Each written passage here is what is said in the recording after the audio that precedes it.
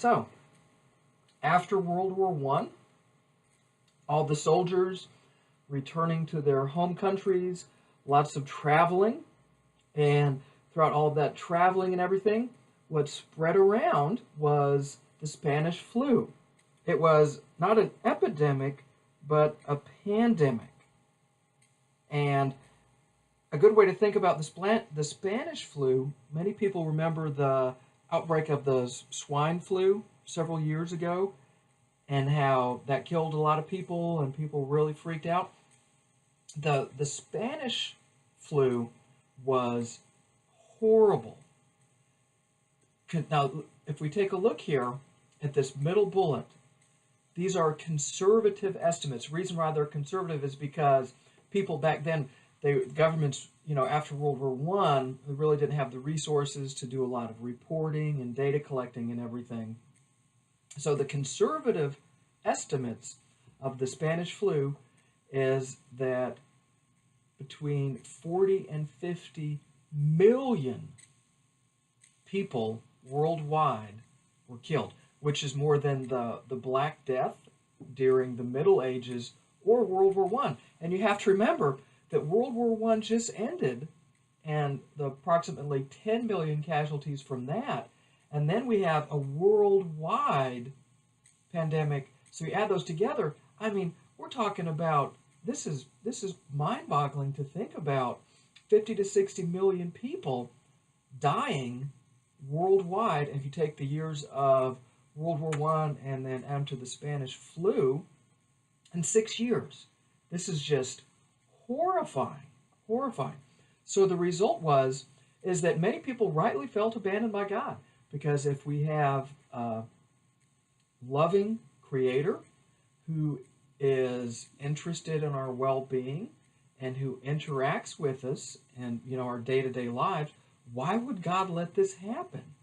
So people just feel a sense, loss of hope. And we take this, right? So remember, this is building upon Victorianism, right? With realism.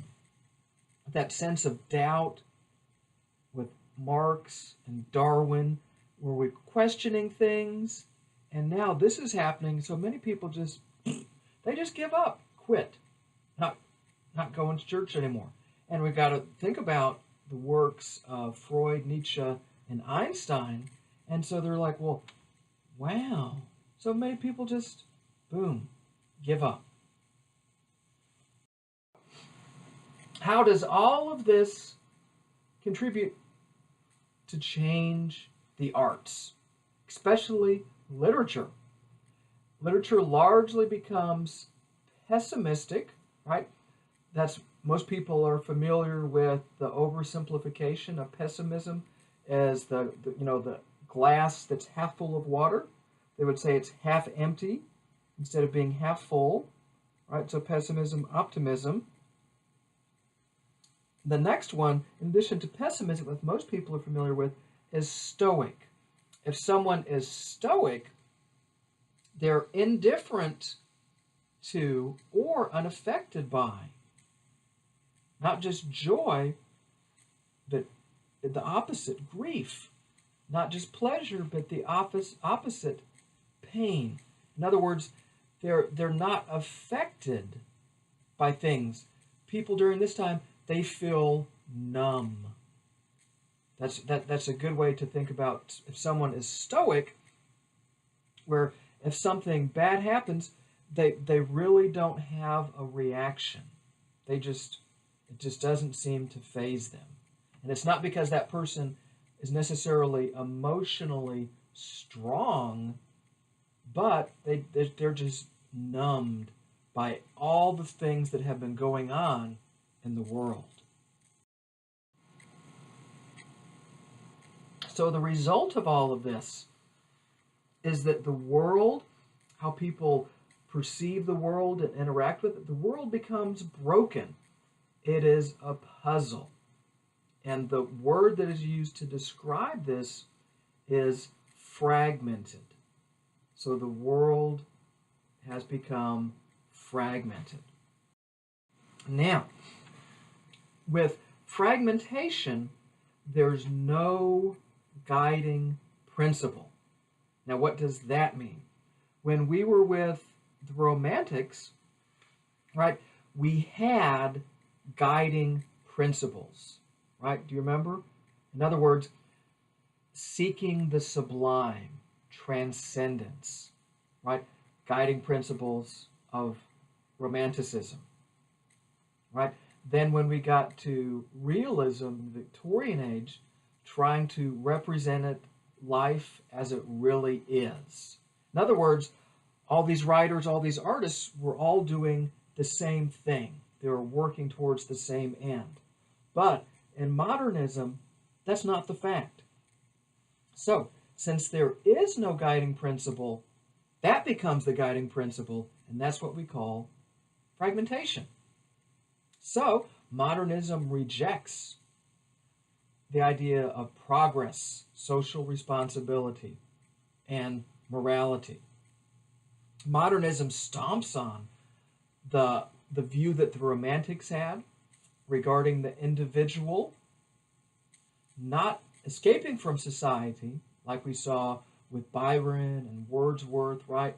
Where they don't like society and they run away from society to be alone.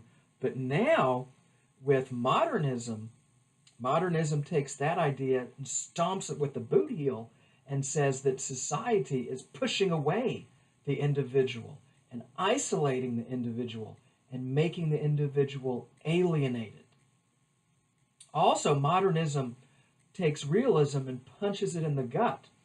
You know, now truth is an interaction between the author, the reader, and reality.